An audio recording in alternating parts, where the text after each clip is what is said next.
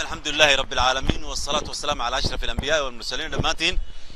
السلام عليكم ورحمة الله وبركاته. وحاينو بوقنينا حرون كتالا مقالة الدوحة ودلك قطر oo lagu faafiyo maxay islaamka oo loogu yeero islaamka dadka aan muslimiin tahayn xaruntan iyo maxay sida u shaqeyso iyo qaababkeeda oo kala duwan oo dhan waxa ay noo sharaxaya mid kamid ah howlwadeenada oo gudaha jooga oo Soomaaliya oo ka shaqeeya aynu gudaha u galno.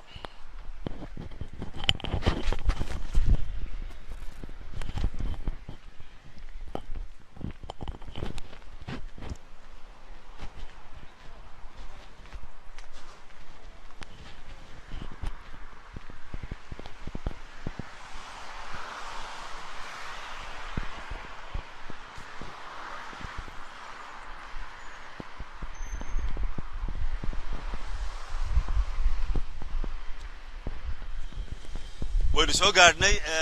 اسمهنا وحلو يقانا اسمهن مقع كان لو يقانا فنارنا ولو يقانا waxay ka mid tahay astaamaha dalkan gaar ahaan caasimada dalkan Dowxa inkastoo aan inoo suura galahayn in ismaha in badan ka fogaano imika oo aan muuqaalka xaruntan aanu idinsiino ee dhabta laakiin waxa muhiim ah sida ay u shaqeyso iyo waxa ay qabato inaynu ogaano soo socda.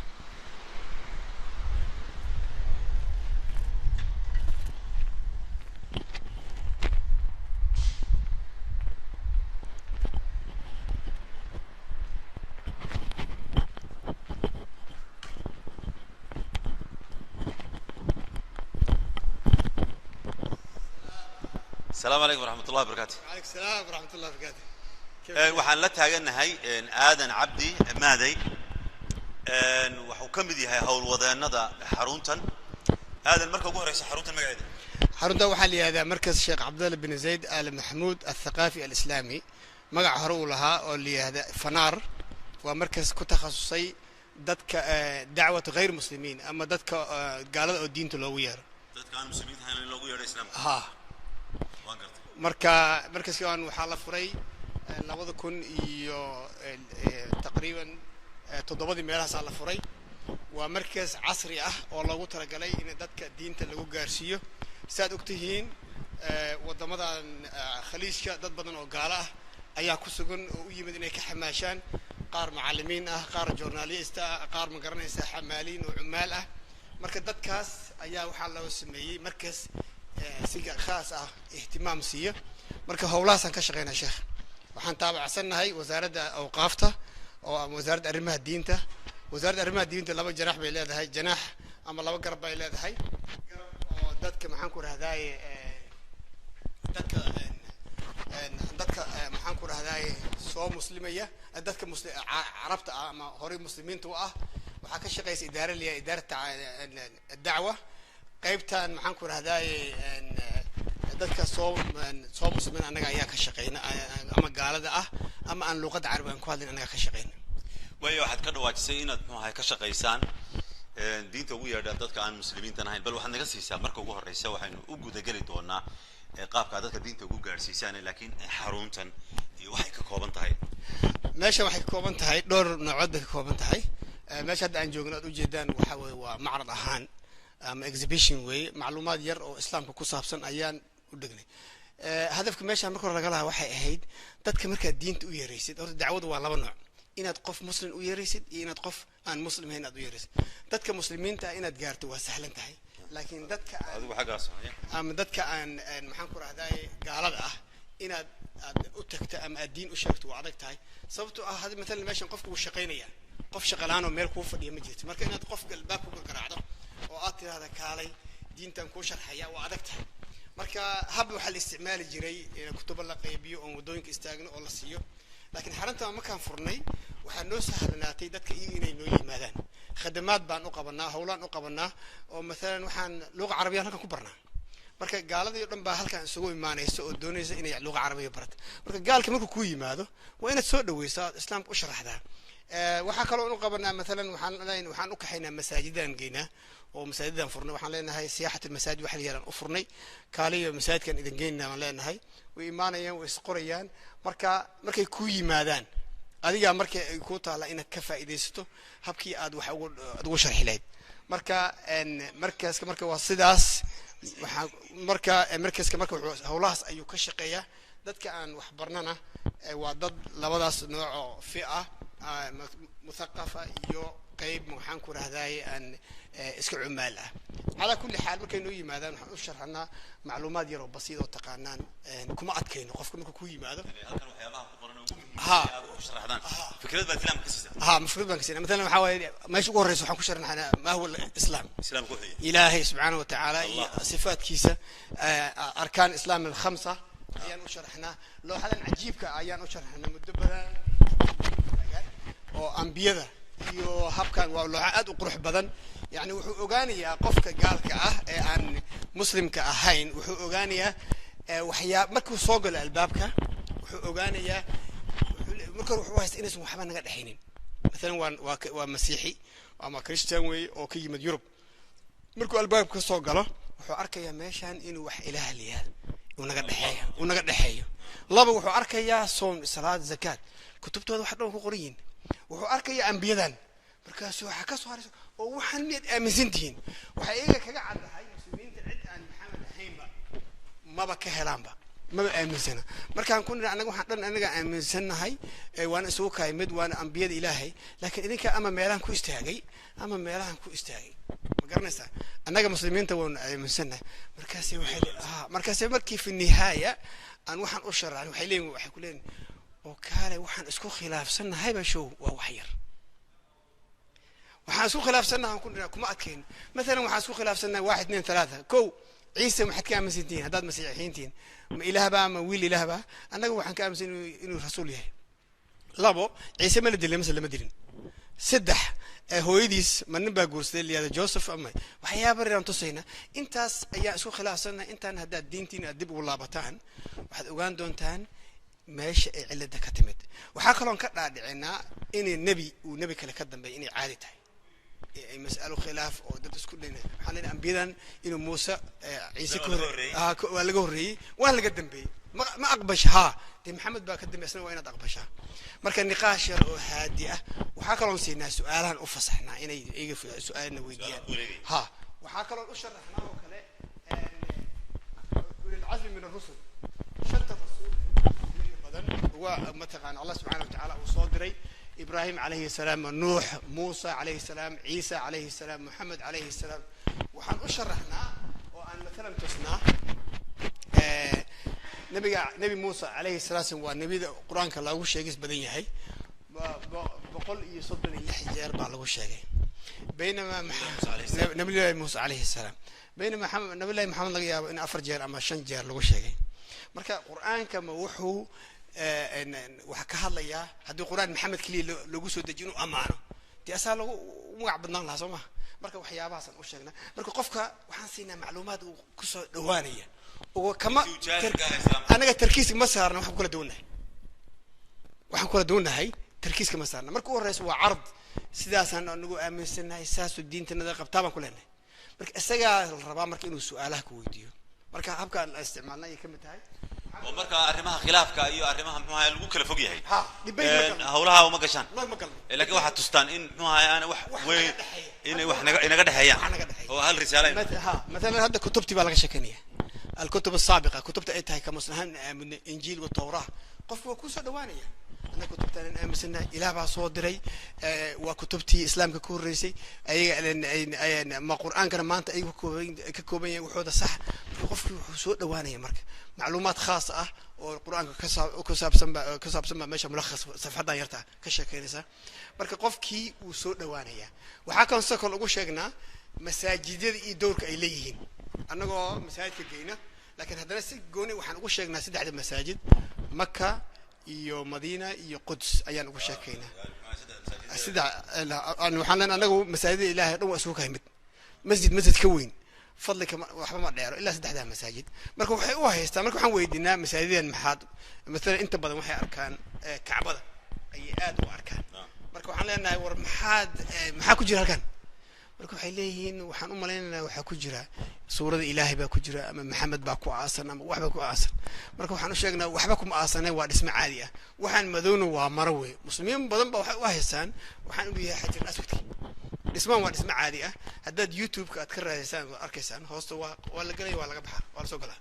marka waxaan idhahnaa meeshaan anagu ma nihin dad asnaamta caabud waa guri caadi ah ma garanaysaa waa qibla wey waa intaasaan ugu sheekana marka halkaana marka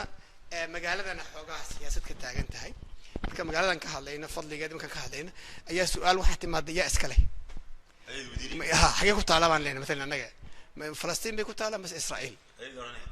annaga weydiinayna marka aniga de ayagaan ku baaraya mogti qaarkood waxay leeyihin dhulka la haysta occupied land ayay ku taalaa araal muxtalla qaarkoodna waxay leeyihin waxay ku taala israa'iil marka waa nin waliba isu jawaabta iyo meeshu mataqaana usii jeedo wey marka intaa marka kabacdi waxaa kaloo u sharaxnaa waxyaaba maanta macluumaad oo adduunka ka yaabsaday weli waxaan doonayaa inaan u sheego dadkayna daawanaya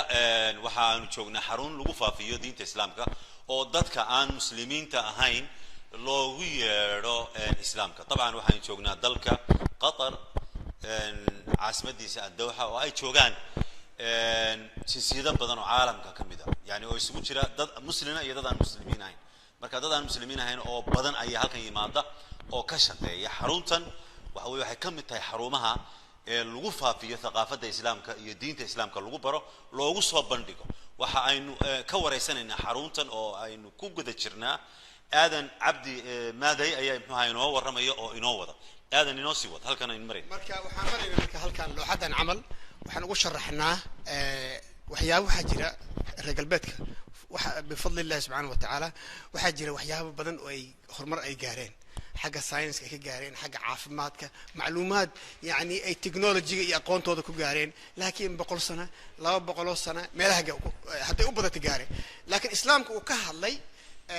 1400 sano ka hor مثلا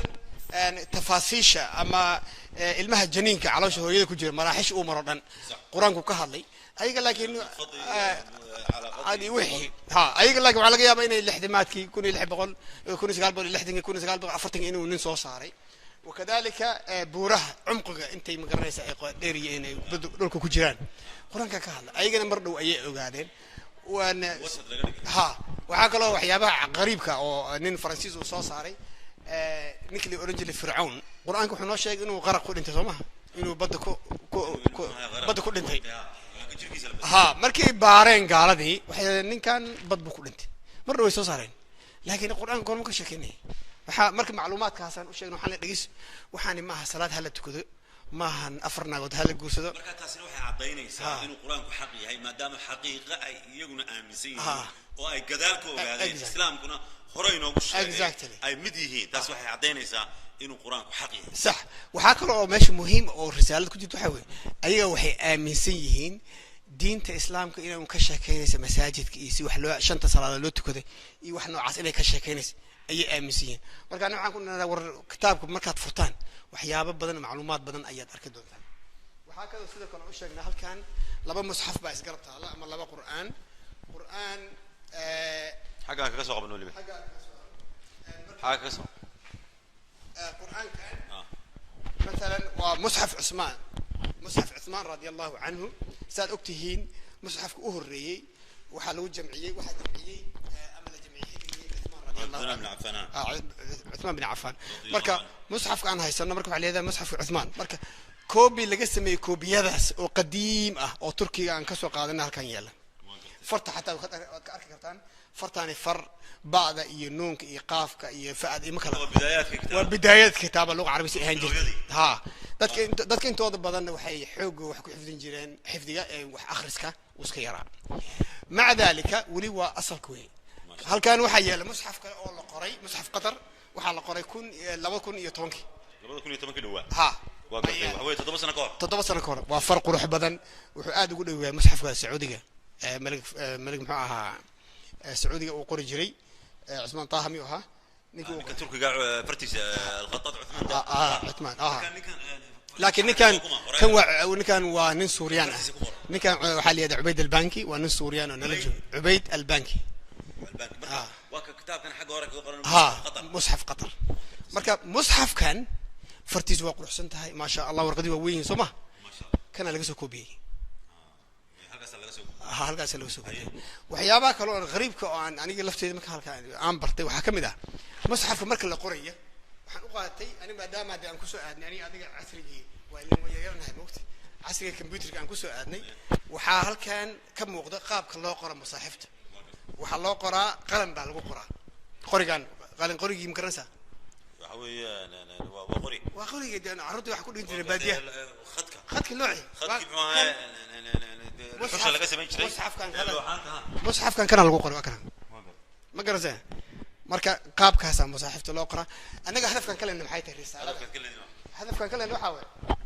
musxafkan cumrigiisu uu noqonaya 1400 sano iyo kan oo 2010 ah farq uma dhaxay بمعنى دين تنادى واه حفظ سنتها اسمه بدل مركا كتاب كان عصوبي وحوي كاسو لا صون نقلي حرف ما ديرو ما قرنسا لكن ايغا محان كلها مركا كتاب كين ايغا اما سا هدو سواحلي هاي وكو دوين كان انجليش هدو كان غريغي تحريف بدل با ايغا كدعاي ما بدل اكزاكت وا توسيسا مركا ادغون دهين كتاب كين وا قلدن yahay waa ila shayah marka kuma jiro marka waxyaabahaas oo dhan baan kala sheekaysanaa ziyaarada kuma dheerayno mar waxaan ka dhigi karnaa 20 daqiiqo mar 30 daqiiqo على حسب ما شاء الله shaqo wacan baad wadaan طبعا waxa weeye ونوسي wada doontaa sheekada waxaan doonaynaa muxuu aadano طبعا waxa jira Soomaalida qurbaha ay joogtaa dacallada caalamka ayay tageen meel kasta way tageen waxay dhex galeen dad aan muxuu ahay muslimiin ahayn way degeen dalalkaas xarumo ganacsi bay ka sameysteen waxbarasho ay ka wadaan shaqooyin bay ka wadaan marka ma isleedahay Soomaalidu kaalintan shaqadan aad hadaysaan inaad ugu yeedhaan dadka aan muslimiinta ahayn islaamka ugu yeedhaan shaqada ma qabtaan haddii aanay qaban aanay u badnayna yani qaabkeebaad maxaad kula talin lahayd dadku inay dadka ugu yeedhaan islaamka wallahi waa su'aal horta aad iyo aad u muhiimsan aniga markaan Soomaaliya ka soo baxay wali gaal anag baan Soomaaliya ka soo baxay markaan Kenya tagay horaantii qaxi Kenya tagay waxaan arkay dad gaala ah iyo dad muslimiin is dhex degan dad maxaan garanayaa ma garanaysaa dariskayga ahayo gaala aha marka meel aan kala bilaabo ayaan garan waayay marka waxaa dhacday Soomaalidii Kenya tagtay duruus badan ayay sameeyeen ayaga wax isku akhrin jiray ayaga duruus laakiin gaalkii wax waa loo sheegi waayay haddana Yurub markay tageen waa nafsa shay aan marka fursadan caaw waxaan rabaa inaan kaga faa'iideysto shacabka Soomaaliyeed waa inay qaxootinimada ka baxaan waa inay gaarsiiyaan dadka diinta marka la gaarsiinayo u taala sheekh wadaad mi u taala qofkas بلغوا عني ولو آية وقرنيسا مركا دعوة وحكمة ادعو إلى سبيل ربك بالحكمة والموعظة الحسنة حكمة محيط أخي حكمة وحين نقول كرتها اللغات حكمة وحين نقول حرفة الله هذا فيسبوك أنا مرة كخاركون لايف بتكلي كرتها محاضرة إنجليزي أنت سأسوق إنجليزي لدعونا يا مركا حكمة واحد بوحي أكو صورتك الله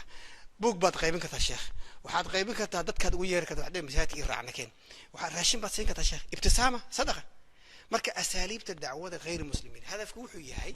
in Soomaalida hadda dibadda jirta dacwada caamka ee muslimiinta ayaga door ku leh waxaan ugu baaqayaa inay furaan xarumo ay ku daraan meelaha ay leeyihiin masaajid waaweyn bay dhisayaan masaajidaas waxaan u jaaliyadkan baa wali ka buuxa rajaan dadka soo galiya dadka diinta ugu yeera ayagu baa isla hadlay ha allahumma intaan ogahay waxaan u manahay Saciid Raage وبعدك هذا اللغات كلا وياه ولو أصلا لفتي هذا وفتح حرون أو الصومال أي وحوش شيء لكن دعوتي وحكوا سعة تولي باللغة الإنجليزية مركب حن أقول باقي يا تذك إن اللغة ده برتان ثقافة إن برتان دعوة أخي وحن أرجع إن وداد يعني اللغة ده أجانب ثقافة كمدة لغة ده ثقافة لغة الله لا ده قابلوا تذك وفكران يا لغة هي وحن عكت هذا وداد واللغة دي غنات حتى واحد قارسين ويس marka qaarkood waxa laga yaabaa inaad markaas aad gaalkii anaga waxa naga dhaxaysay inaan aayad u sheegno la shaah lacab soo dhaweey dacwad inta ku jirno waxaan akhri dad wada labaad soo bilow waxa weeye imika dad waxayna daawanayeen dad Soomaaliya halkan aan istaagno waxay joogaan dalal badan oo waxay maalin kasta waxay arkaan dad aan muslimiin ahayn ay arkaan bal waxaad fahansiisaa u soo koobo af ay ku fahmayaan kula hadalo u soo dhaadhac muxuu ahaayay heerka ay fahmi karaan oo bal u sheeg qof yani u socda muxuu ahaay meel uu u shaqo tago dad aan muslimiin ahayn siduu muxuu ahaay u faafi karaa diinta islaamka waxaad u sharaxdaa arday muxuu ahaay wax barta oo halkan aynu fadhiisano waxaana jeclahay maadaama xaruntii ay tahay bal la hadal insha allah inay layska inoo daaran soo fadhiiso muxuu ahaay waxaa muuqaalada daawana duubaya walaalkeen muxuu ahaay muxyidiin oo ka hawlgala isaguna xaruntan markaskan loo yaqaano fanaar ee magaca kalena leh waxaan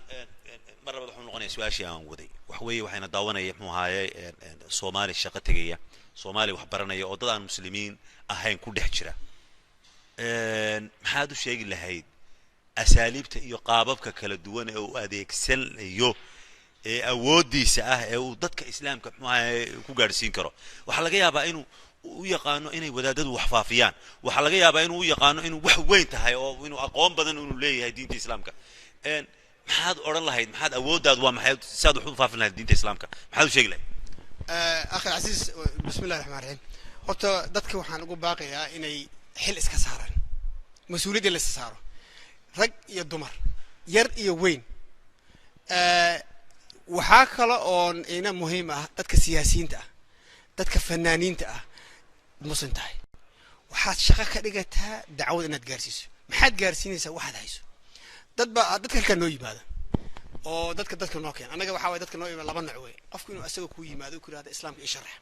iyo inuu qof kale kuu keeno dadka mararka qaarkood noo keenay dadka wallahi waad la yaabaysaa gabar iska qaawan baa nin kuu keenaysa wala ninkan qofkan shahaadaha loo saxay ayadii baa u baahan baad isleedahay laakiin haddana qalbigeed maxaa ku jira inay diinta faafiso mas-uuliyad bay isa saartay marka midda koobaad qofka muslimka ah waxaa laga rabaa in uu mas-uuliyaddaas qaato oo uu dareemo labo inuu yidhahdo maxaan qaban karaa aniga waxaad qaban kartaa maalan tagsiilaati kutubo yar tagsiga saar kutubo yar oo madwiyaad yar oo luuqadda ingilishka ah kitaabka tagsiga saar qof alla qofkii kaasii degayaba u dhoola caddee thank you dheh madwiyadana warqadaana sii baasha yar tacriif can islaam labo markaad la tacaamulaysa inaad tacaamulkaaga aad ku beesgaraysid inaad tahay muslim waxaan anigu ma samaynaya muslim baan ahay hadiyad sii waxaan ku rahdaa masaajidka kaxe ma kaxe ana matala waxaan leenahay anjax barnaamij oon qabano waa barnaamij aan ugu magacdarnay siyaaxat almasaajid albaabada masaajidka aan u furno waxaan nahay kaale waa meesha u dambayso ma waxaan qaranayn malaha diintanada kaale salaadaan tusaynaa way tukanayaan gadaal bay daawanayaan waa yaabayaan masana u tukantaa wallahi aktar min waaxid baa waxaynu yiri meeshan waa huduu wey waa meel degan wey meel raaxa nafti ku raad nin maanta duhurka ilmaadan joogin nin hinduusa soo galay maxaad maalin kastaan ku arkay markaas halkaa maxaad kasoo doontaa wuxuu yiri meesha markaan soo gala ayuu qalbiga ii degaa marka masaajidka waa meelaha ugu fiican ee dacwada lagu samayn karo khaasatan maanta islaamka lala dagaalamaya yurubna aad joogtid inay albaabada masaajidkaada xirnaadaan oo adiga lagugu dacweey inaad tahay masjid irhaabiga iyo argixisada ka dambeeya la warka xaal annaga argaxisan kuma hayna kudul aadaan marka adinka wax ugu fiican wey sheekh waa lagu addimayaa ma garanaysaa marka waad soo dhaweynaysaa xataa uma baahan inaad la hadishid maadaama aad soo dhaweyso wuu soo dhawaaday haddaad fogeysana wuu sii fogaanayaa marka barnaamijkan wuxuu yahay ilaahay wuxuu kuu qadaray inaad waddan gaala ku noolaato ilaahay wuxuu kuu qadaray inaad waddan gaala ku noolaato laakiin shaqadaada qabso shaqadada maxay tahay waxaa laga yaabaa doonaya in muxuu ahaay qaar ka mid a dadka soomaalida dhalinyaro ha noqotaan dumarkii ha noqdaan dad waaweynba ha noqdaan dad yaryar ha noqdaan waxaa laga yaabaa inay muxuu ahaay ay ka dhaadhacsan tahay dadkan xorriyat alcaqiida inay waxay doonaan ha aaminaane faragelin bay ku tahay haddaad diinta islaamka usoo bandhigtid dadka maxaad odhan lahay horta diinta yurub waxyaabaha private ay u yaqaanaan aniga intaan nala tacaamulin waan barnay diinta waa private waa qofka ka dhexaysa waa sax laakiin qofka calaaqaad baa jirta nin halkaa iska maray adigu ma qaban kartid istaag diinteedan ku sharxa ma dhigi kartid waxaa calaaqaad aniga ninkan wax baan ka iibsadaa tagsigiisaan raacaa waan wada shaqaynaa xiriir hoose nagama dhexeeyo xiriirkaasaan ka faa'iidsanayay waa kuwaas wala meel inta kugu xaraysan aad in alxamdu lillahi naxmadu yaa ayuha alkufaar la ma jirto qofka wadka waa soo dhaweynaysaa adoo iska ilaalinaya shartooda waa la deganta oo shartooda waa ku dhex jirta sooma labo caruur baa hadda loo caalaya soomaha meesha ku dhasho dhuma dhexgalay kuwaasaaba dhaqankooda kuwaasaa yaqaanaba kuwaasaa waxaa le warhadhe adiga luuqadooda yaqaano wax yaraan kuu sheegaynaa diinta faafi waa saaxiibo weeye telefoonadu haya whatsappkoodu haya facebookay ku wada jiraan u sheeg inuu faafiyo waxyaabaha khayrka ah siduu bedeli karaa waxaan doonaynaa inaad su'aal kale nooga jawaabtid qofkii yani muxuu ahaa sidee buu isagu u noqonayaa waxa la yidhaha nebigu sal ly slam wuxuu ahaa qur'aan soconaya nebigu sal ly slam akhlaaqdiisu qur'aan buu ayay ahayd bale nebigu sal ly slam khuluqiisu qur'aan buu marka ay ka sheekeynayeen hooyooyinkan xaasaska nebiga sal ly slam marka qofku sidee buu noqon karaa yani muxuu ahaye isagoo aan dadka waxba ugu yeedhin sideeba uu dadka kale u saameyn karaa waxaynu ognahay taariikhda muslimiinta dad badan oo aan muslimiin ahayn ayaa waxay ku islaameen qaabkii ay dadkii muslimiinta ahaa ee marayay ee islaamka faafinayay akhlaaqdoodii iyo dhaqankoodii iyo ballamahoodii markay arkeen way bedelmeen wayna islaameen fawj kooxay kusoo galeen yani waxaa bedelayay mucaamalada qaa'idka muslimka ee ula dhaqmayo meelaha la furanayo isagoo aan dagaal samayn isagoo aan muxuu ahaye ka bajin ayaa akhlaaqdiisa ayaa dadka deeqaysay way dhacday marka sidee buu qofka Soomaaliga ahi ee muslimka ahi u saameyn karaa deegaanka ku hareeraysan oo dadka u jeclaysiin kara islaamka horta nabiga calayhi salaatu wasalaam sifooyinkiisa akhlaaqdiisa laakiin waxaan isku daynaa inaan u dhawaano waxyaabo basiid oo qof uu gaban karo qofka inaan saxaabada iska dhig sheekh weyn iska dhig hayba samayso waxa ka fiican inaan waxa iska raadisaa khuluq fiican oo aad leedahay oo suuq geyso khuluq fiican oo adiga aad leedahay oo aad suuq geyso مثلا ibtisaamada inaad doola cadayso runta inaad gaalka runta u sheegto inaad gaalka tiraahdo waqtiga salaada la gaaray waa tukunay bas ma bixiso kure hortiisa ku tuko مثلا waa mudiir waa madax ku yahay culimada intaan ku tukanay uu daawanaya marka daawanaysid waqtiga aad ilaalinaysaa dacwo ah sheekh ma garanaysaa waxa kamid ah inaad maxaan ku raahdaa aad ixtiraamtid diintiisa inaad diintiisa wax ka sheegto ma anaga diinteena waxa laga hortaa diinteena wax ka sheegto ma waa inaad ixtiraamtid exactly colaad inaad samaysato ma marka sida diintaaga waad ka tarjumaysaa sifada fiican ee ilaahay ku siiyay sheekh qof waliba sifa fiican buu leeyahay qof waxa laga yaabaa salaad inuu ku leeyahay laakiin runtu ku caan ku yahay sax wala la gabar waxa laga yaabaa inay salaadaba ay ka tagin laakiin xijaabka lagu dhimay marka salaadaas ay ka faa'iideysanaysaa waxa weeye marka calaaqaadka waxa aad leedahay waxa leeyahay aniga diinta mas'uul baa iga saaran beritana qofka muslimku waa inuu ogaado wuxuu maanta shaqaystaa berita loo xisaabinayo war haddaad dambi leedahay dacwadii ka hor istaagin مثلا waxaa laga yaabaa inaad waxaan xasuusaa qisa cajiib ah rabaa inaan la wadaago intaan dhameeynin mar baan meel baan joognay niman gaala iyo niman muslimiin adax kaan baan joognay gaal iyo muslim isugu yimid marka nin Soomaaliyeed oo dadkan khamriga caba niman gaalo khamriga la cabi jiray waa sifo xun Soomaa dadka dhan baan nacay ninkii wax la hadlaya iyo wax fiirinay midna mara laakiin ninkaas subhanallah qalbigiisu waxa ku jirta inuu dacwada faafiyo markuu khamriga sii cabayo ayuu kitaabo hoos u sii qaadanaya annagana kitaabo si loo qaybiyay gaal in la hadlaba ma naqaanaba uu baxa khamriga la cabaa kitaabadu siiya ragii markii khamriga cabaa waa kala dhacan kitaabadiisa qaadanayeen nin kamid ah ragii oo nin mas'uul weyn wadankiisa ka hay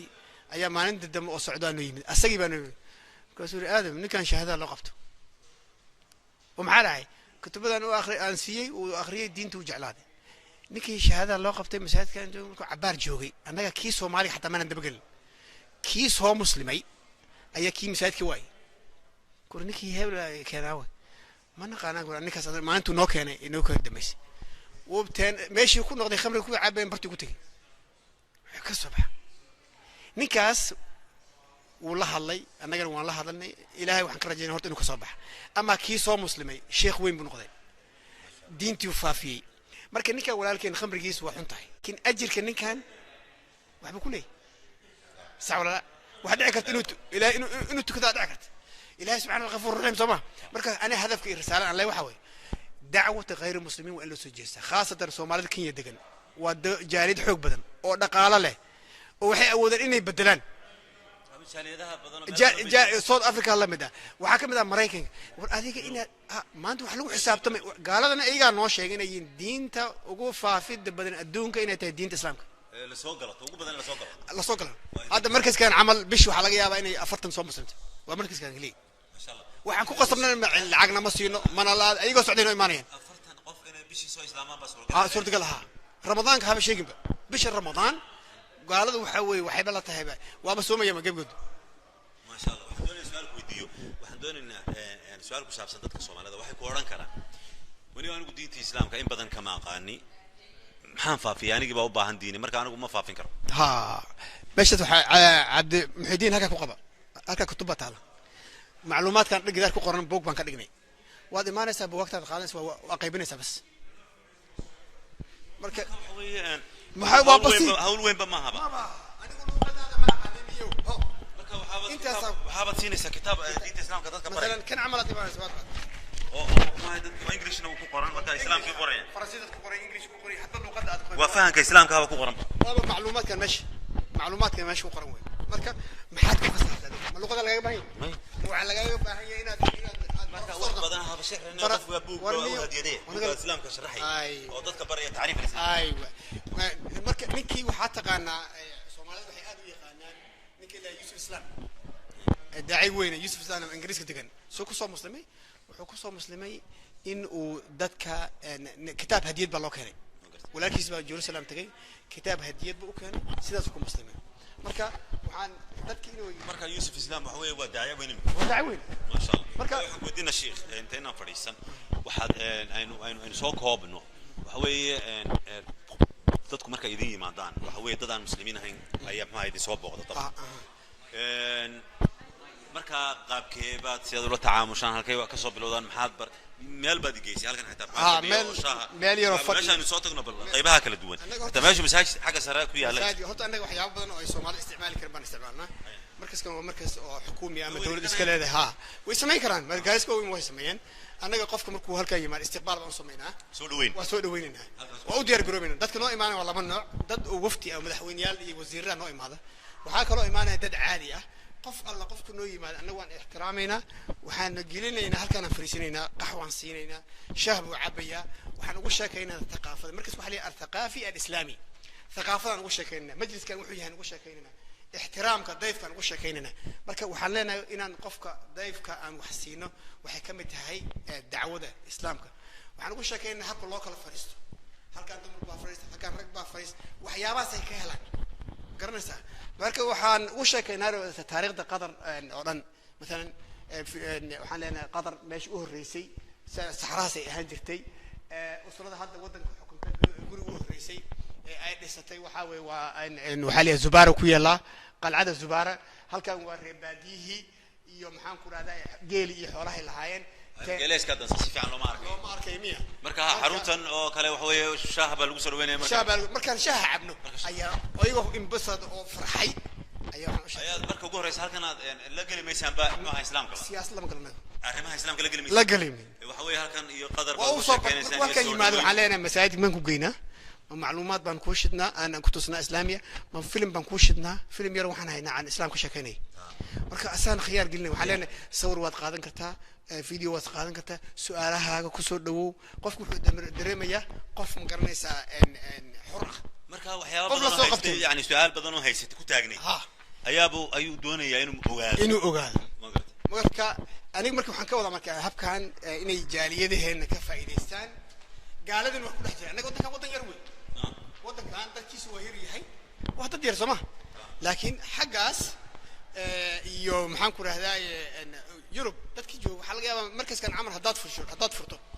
inay dad badan ku yimaadaan baa dhici karta oo inta maalinta laga yaabaa inay ku soo boqdaan 200 300 qof marka hal laga faa'iideysto fursadda hal isticmaala danyartii maanta luqadii waa wada barteen jiilkii koowaad ku dhashay meeshii weey diintana in badan oo kamid waa yaqaanaan marka ducaada meesha jooga waxa loo baahan yahay inay isticmaalaan kuwaas marka wadaad Soomaali laga keenay intuu khudbayn lahaa ayaa ka fiican inuu khudbeeyo mid meesha ku dhashay anaga halka masaajidka waxa laga khudbeeyaa English ويابين دد بدن أنا ودن عربي وإنجليزي لو خذينه مركز كان ومركز دعوة غير مسلمين مركز لو قد يفهم إيه محيط ونسوا وقال وحماش فدية إيو نسوا مسلمين هذا عربي وخذ بكور صار جمعة بيفهمين أنا فاهم نفس الشيء مساجد يوروب الصومالي ده وحلاقيها هلا في صومالي المهم ماشي ولا شيء في صومالي ميقان مركز وين لقى فائدته مركز وأقول له إني وحن كسر قبل لها عبد المالك الشقة هذا ما أنت لقب الله وأنا ترى هذا إما ساقف وعبد المالك وسوى مسلمية. ما شاء الله شغال. جزاكم الله خير. وهو جزاك الله خير. هذا عبدي مادي أو kamid ah hawlwadeennada xarunta magaceeda xarunta waxaa leeyahay Cabdalla markaas Sheikh Cabdalla bin Zayd Al Mahmoud الثقافي الإسلامي وديري مقعة لكن waxay dadku u yaqaanaan fanaar magaca hore مركز الشيخ عبد الله بن زيد آل محمود الثقافي الإسلامي ومقع وين لكن فنار بلو يقانا وماشي أن محاضرين خبصنا بالمناسبة ما شاء الله وحوي يسوون وحوها متكم إذا هو الودين هذا وحوي وآذن هو الودين هذا حرونتا runtii fariin aad u wanaagsan ayaan muxuu ka faa'iideysanay halkan dadkii Soomaalida ahayd awoodooda ayaa muxuu barnaamijkan uu tusayaa inay fahmaan maadaama ay dalal caalamka joogaan oo aan dad muslimiina ay ku hareereysan yihiin inay diinta islaamka muxuu dadka gaarsiiyaan ka badbaadiyaan naar ka badbaadiyaan runtii mas'uuliyad baa ka saaran qof la shaqeeyo qof wax la barto qof jaarkooda magaalada ay joogaan goobta ay marayaan dad ay arkaan inay muxuu naartii ku sii jeedaan inay ka soo qabtaan oo ay u naxariistaan ilaahayna dadka hanuun ayuu la doonayaa marka waxa weeye nicmadaad haysatid ee aad muslimka tahay waxa weeye waajib baa ka saaran waxa weeye ballighu anni walaw aayadna ahaatee iga gaarsiiyo xadiis waa taqaanaa aayad waa taqaanaa laa ilaaha illa allah muhammadur rasuulullah dadka u sharax waxa weeye islaamku wuxuu yahay u sharax islaamku muxuu ahaa waxa weeye waa nabad dugaal qayb siyaabo badan baa muxuu ahaa uu sheegay muxuu ahaa sheekhu maanta wixii ka dambeeya Soomaalidu ha u soo jeesato bi'adaha muxuu ku hareeraysan deegaanka ay joogaan ha faafiyaan islaamka qurbaha yaan dhaqaale u lagala soo noqon yaan la oran waan noolahay wax baan bartaa waan deganahay nabadgelyan haystaa waan iska noolahay taas waxa weeye noloshii adduunyo ilaahay wuxuu inoo abuuray xikmad buu inoo abuuray xikmadaas yaan la ilaawin ilaahay wuxuu yidhi a'uudu billahi minash shaytaanir rajiim wama khalaqtul jinna wal insa illa liya'budun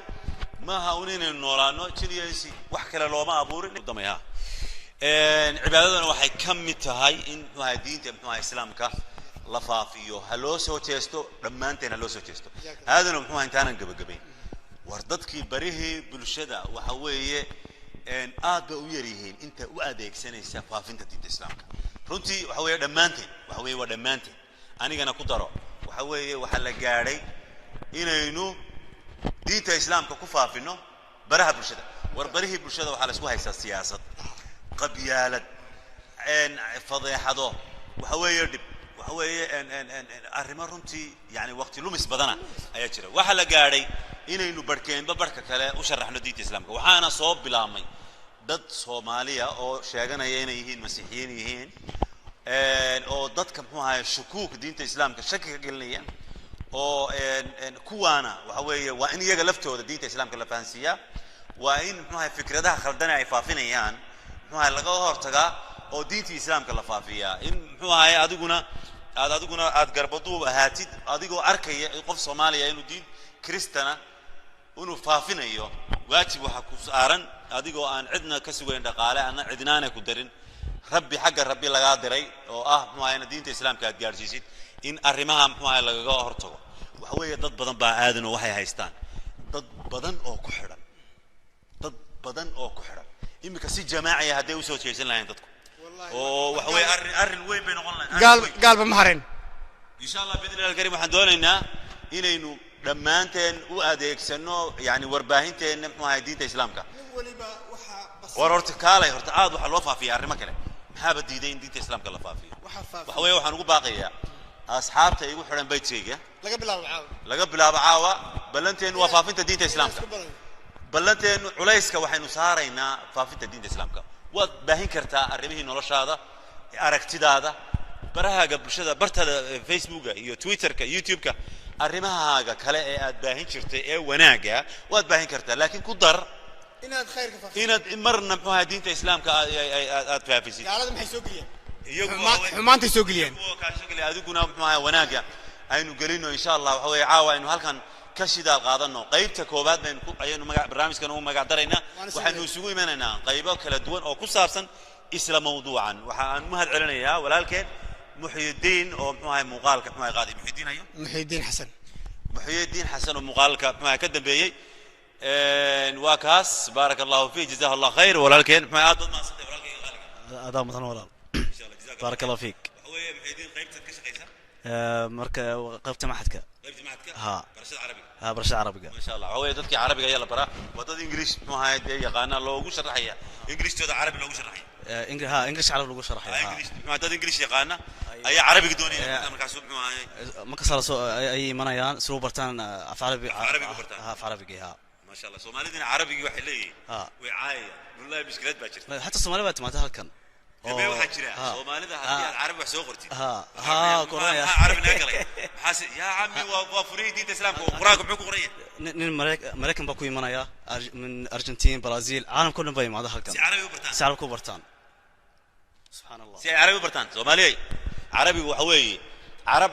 carabiga carabta haw nicina waxa weeye waa fihi quraanka kariimka ahadiista rasuulka sallallahu alayhi wasallam carabi ma tawxiidki fiqigi usul al-fiqh as-sira taariikh al-islam kulligeed maxay ku qoranta carabi wariyaan lagu tajumin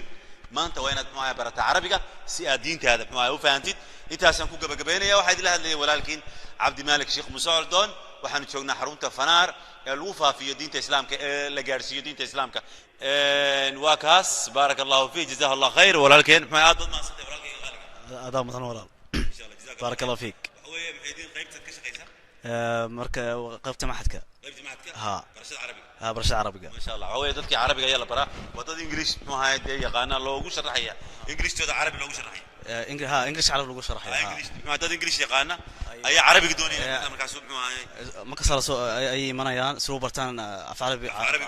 carabiga ha ما شاء الله soomaalidina carabiga waxay leeyihiin way caayaya wallahi biskilad baa jirta hatta Soomaaliya baa timaada halkan oo waxa jira soomaalida hadii aad carabi wax soo qortid qoraya carabi naga galay xaas ya ammi waa furiidinta islaamka quraanka muxuu ku qoraya nin Mareykan baa ku imanaya min Argentina Brazil caalamka dhan baa imaada halkan si carabi u bartaan carabi ku bartaan subhanallah si carabi u bartaan Soomaaliya carabiga waxa weeye carabiga carabta haw nicina waxa weeye waa fihi quraanka kariimka ahadiista rasuulka sallallahu alayhi wasallam carabi ma tawxiidki fiqigi usul al-fiqh as-sira taariikh al-islam kulligeed maxay ku qoranta carabi wariyaan lagu tajumin maanta waa inaad ma barata carabiga si aad diintaada ma u fahamtid intaasan ku gabagabeynaya waxa idin la hadlayay walaalkiin Abdi Malik Sheikh Musa Aldon waxaan joognaa xarunta Fanaar ee lagu faafiyo diinta islaamka ee la gaarsiiyo diinta islaamka dadka aan muslimiinta ahayn waxa weeye ad-Dawha Qatar maantana taariikhdu waxa weeye bishii koobaad bishii koobaad 10keedii 2018 والسلام عليكم ورحمة الله وبركاته waxaan idinkaga tagaynaa أعوذ بالله من الشيطان الرجيم الله نور السماوات والأرض سورة النور